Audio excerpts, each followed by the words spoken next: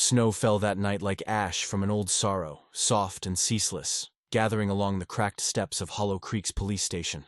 The world outside seemed muffled, as though the town itself was holding its breath. Officer Eli Vance stood in the doorway, a chipped mug warming his hands, his breath silvering the air. Behind him, the faint hum of the heater filled the empty corridors. Before him, the street was an ocean of white and silence. Then came a sound, small, fragile, alive. A whimper. At first, he thought it was the wind catching through the alley, but it came again, low and trembling. Eli stepped forward, boots crunching over frost. Near the station's porch light, a shape moved. A dog, ribs showing through its winter coat, eyes bright as old amber beneath the flicker. The animal stood half in shadow, half in light, like something not yet sure if it wanted to belong to the living. Eli crouched slowly. "Hey there," he murmured, voice careful, as though words might break her. The dog didn't move, only watched. He broke his sandwich in half and placed the piece on the steps. The dog's nostrils flared, but she didn't come closer. Eli waited. Minutes passed. Snow piled gently on his hat and shoulders. Finally, she crept forward, paw by paw, snatched the bread and vanished into the dark. He exhaled, something like a memory stirring in his chest. He hadn't realized how long it had been since he'd looked into eyes that wanted nothing from him. Inside, the clock above the dispatch desk ticked its lonely rhythm. Deputy Callan Frost leaned against the counter, young, sharp, with a smirk that never fully reached his eyes. "Still feeding strays, Vance?" he asked. Eli set down his mug. "Just keeping warm," he said, though the lie felt thin. Frost shrugged. "You know the town's talking again. May Collins, still missing. People think we're wasting time." Eli said nothing. He had learned the value of silence. It shielded him better than any badge. He stared out the frosted window, where the night stretched like an unending confession. In the reflection, he saw his own face, lined and hollowed by the years since that other girl. The one he hadn't found in time. The one who still visited him in sleep, asking why he stopped searching. Widow Harlow lived across from the station, in the sagging house with the single candle always burning. Through her curtain, she watched Eli feed the stray, night after night. To her, everything in Hollow Creek was a story, and Eli was a sad one. "Some men," she whispered once to the grocer, "wear their penance like a coat. You can see it on him, the weight of what he couldn't save." The grocer nodded, uninterested, but she continued telling it anyway. How the dog came to him like an echo, how maybe heaven had sent a companion for his guilt. The next evening, Eli waited again on the steps. Snow whispered down from the roofs, delicate as breath. The same dog appeared, thin, trembling, fur crusted with frost. This time she didn't wait so long. When Eli placed another scrap on the ground, she approached within arm's reach. Her paws made no sound. Her eyes were deep with some wordless understanding. He could see the faint tremor in her ribs, the fight it took to keep standing. "You've seen worse winters, haven't you, girl?" he murmured. She looked up at him, and in that gaze there was recognition. Not of who he was, but of what he carried. Something wounded in her saw, something wounded in him. She ate quietly, each bite deliberate, as though remembering how to trust. Eli sat with her, watching snow fall into her fur, his heart quiet for the first time in months. When she finished, she lifted her head toward the woods beyond town, as if listening to something only she could hear. Then she turned and vanished again. The following days blurred into one another. The missing girl's posters fluttered on every pole. Children stayed indoors. The woods loomed darker. Hollow Creek began to whisper about curses, about how the mountain took what it wanted. Eli ignored the rumors, though they clung to him like smoke. He worked the case in silence, tracing footprints that the snow erased faster than he could follow. Each night the dog returned, and each night he left food. Slowly she began to linger after eating, sitting a few feet away, watching him in that still, wordless way of hers. He named her Runa, though he didn't say it aloud for days. It just felt right. Something in her eyes spoke of running, of surviving what others could not. One night, Frost saw the dog outside the station and laughed. "You planning to make her your partner?" he joked. Eli looked up from his paperwork. "She's more dependable than most," he said. Frost smirked, but his tone softened. "You need sleep, Vance. You're chasing ghosts." Eli didn't answer. Ghosts were the only company he trusted anymore. That night, the wind rose. Snow slanted through the air like shards of glass. The station lights flickered under the storm. Eli sat by the window, half expecting not to see her. But there she was, huddled against the wall, eyes pleading. Without hesitation, he opened the door. The wind rushed in, cold and sharp. Runa didn't run this time. She stepped inside, tentative, her paws clicking softly on the tile. For the first time, Eli saw her clearly. Old scars beneath her fur, a torn ear, frostbite nipping her tail, survival written into every inch of her. He found an old blanket and laid it down. She circled twice and collapsed, sighing into warmth. Eli sat beside her. The heater hummed, steady as a heartbeat. "Guess you're staying a while," he whispered. She looked up, and for a moment, he could have sworn she nodded. He slept in his chair that night, the first unbroken sleep in weeks. When dawn came, pale light slipping through the blinds, Runa was gone. But her paw prints led from the door into the fresh snow, disappearing at the edge of the woods. The town was quieter that morning, but the whispers grew sharper. Widow Harlow overheard men at the diner saying the officer cared more for mutts than missing children. "You watch," one spat. "He'll waste the winter chasing that dog while the girl freezes." Harlow stirred her coffee, eyes distant. Maybe he's following the only one who still knows where to look. That evening, Eli waited again. Hours passed. No Runa. The snow thickened. His fingers ached from cold, but he didn't go inside. When he finally turned to lock the door, a bark split the silence. Urgent, desperate. He spun around. There she was at the edge of the lot, chest heaving, fur heavy with ice. She barked again and took a step back toward the woods, glancing at him as if to say, "Come." Eli hesitated only a heartbeat before grabbing his flashlight. "All right, girl," he said softly. "Show me." She led him past the last lamppost, where the snow swallowed sound. The forest loomed ahead, dark and endless. The air smelled of pine and something faintly metallic, like rust. Runa moved fast, pausing only to look back, urging him onward.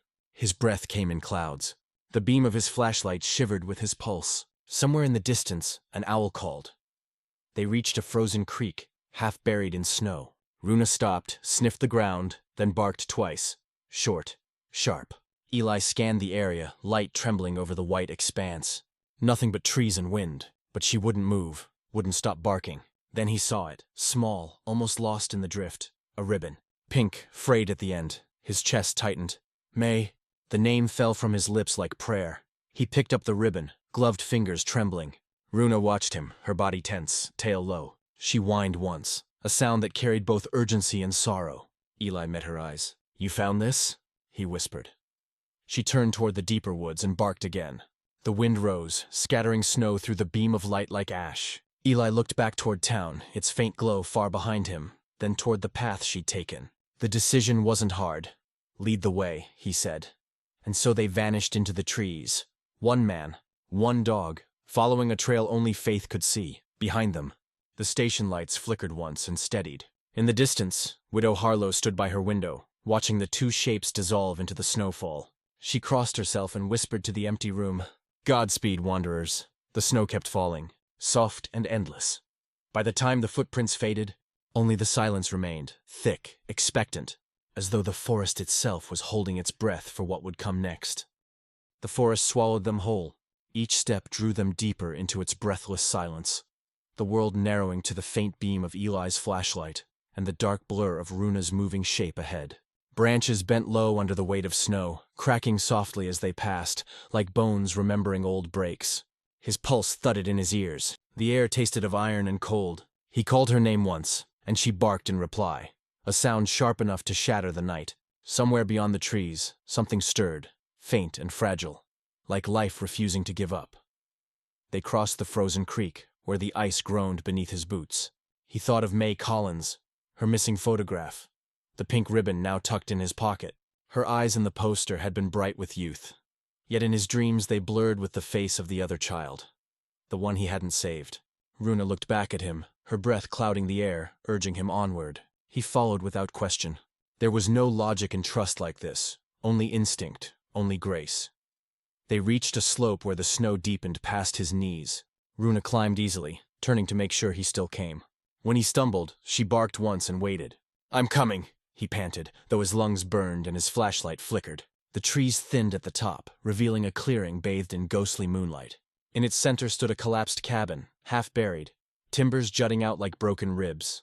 Runa darted forward, nose to the ground, circling the ruin. Then she stopped and began digging. Eli dropped beside her, hands raw from cold. Together they scraped away the snow until his fingers hit something soft, fabric, a small woolen sleeve. His heart stopped. He brushed faster, the flashlight trembling in his teeth, until a face appeared, pale, dirt-smudged, lips blue but moving. The girl was alive. Barely. May, he whispered. The name broke in his throat. He shrugged off his coat and wrapped her tight, feeling the weak flutter of her pulse. Her eyes blinked open, clouded, dazed, but human. "It's all right," he said, though his voice shook. "You're safe now. We've got you." She made no sound, only stared at him before her gaze slid to the dog. Runa stood still beside her, tail low, whimpering softly. May's small hand reached out, fingers brushing the dog's muzzle. Runa licked them once, then lowered her head, as if bowing to something sacred. Eli's vision blurred. He fumbled for his radio, calling Frost with a voice he barely recognized.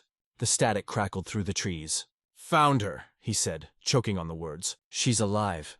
He gave coordinates, repeating them until Frost's voice came back, disbelief laced with relief. "Copy that, Vance. Hold tight. We're coming." While they waited, Eli sat against a log, cradling May against his chest. Her breathing was shallow, rhythmic as the snow falling around them. Runa lay close, pressing her body against May's side to share warmth. Eli ran a trembling hand over her fur. "You saved her," he murmured. "You led me here." She didn't lift her head, only leaned closer. The forest was utterly still now. Even the wind seemed to have stopped to watch. Eli closed his eyes and let the silence fill him. The shame that had haunted him, the memory of failure, of another child lost in another winter, loosened its hold. It didn't vanish, but it changed shape, softened, like something finally forgiven. Headlights cut through the trees minutes, or perhaps hours later. Frost and 2 rescue officers rushed into the clearing, voices echoing. May stirred at the noise, eyes fluttering. Eli handed her over gently, standing back as they wrapped her in blankets. Frost clapped him on the shoulder. "You did good, Vance. Damn good." Eli said nothing. He looked instead at Runa, who watched the scene quietly, tail brushing the snow. By the time they reached the station, dawn was creeping pale and pink over the ridge. The storm had passed, leaving the town glazed in light. Word spread before the engines even cooled. People gathered in clusters, whispering disbelief. May Collins found alive after 6 days in the cold. And it was Eli Vance who brought her home. Widow Harlow watched from her porch, eyes shining. "I told you," she murmured to no one. The dog knew. Inside the station, May slept in the infirmary under gentle heat. Eli sat beside Runa on the floor, his hand resting on her back. Frost passed by once, muttering, "You should keep her, partner." Eli almost smiled. Maybe she's not meant to be kept. The day stretched on quietly. People brought food and blankets. The town thawed a little around its edges. Children pointed when Runa was led through the streets for air, some in awe, others in fear, as if unsure whether she was animal or omen. Widow Harlow told anyone who'd listen that angels sometimes walked on 4 legs. Most only half believed her, but none dared argue. That night, Eli stayed late again. The station lights cast long reflections over the snow. Runa lay by the door, head resting on her paws, eyes half closed. He thought of the cabin, the ribbon, the warmth of the small hand reaching for the dog's muzzle. He thought, too, of the strange, invisible line that had brought all 3 of them to that moment. Gratitude pulsed through him, quiet, steady, like the hum of the heater.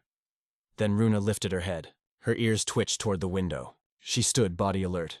Eli frowned. "What is it, girl?" She moved to the door and scratched once, softly. Then again harder.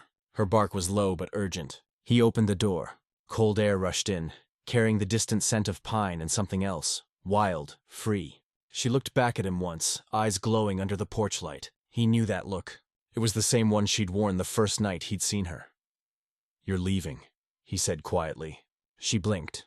The world seemed to pause. He knelt, resting his hand on her neck. "Thank you," he whispered. She pressed her muzzle to his palm, then turned and ran. Her shape melted into the white horizon until she was only a moving shadow, then nothing at all. Eli stood in the doorway long after she'd gone, snow swirling around his boots. The cold didn't bite as it used to. He looked toward the hills where the forest waited, silver beneath the moon, and for the first time in years, he didn't feel the weight of being alone. In the days that followed, May recovered slowly. She told her mother that the dog had kept her warm those nights in the cabin before Eli found them. "She stayed with me," the child whispered. "She made me not afraid." When asked where the dog went, May only smiled faintly. "Back home, I think." Eli returned to his routines, but the town treated him differently now. People greeted him on the street. The diner owner offered free coffee. Widow Harlow baked bread and left it at the station door with a note that said, "For the one who listened when no one else did." He never saw Runa again, though sometimes at night, when the wind shifted, he thought he heard soft footsteps in the snow outside the station, light, rhythmic, vanishing before he could rise to look. Winter loosened its hold on Hollow Creek.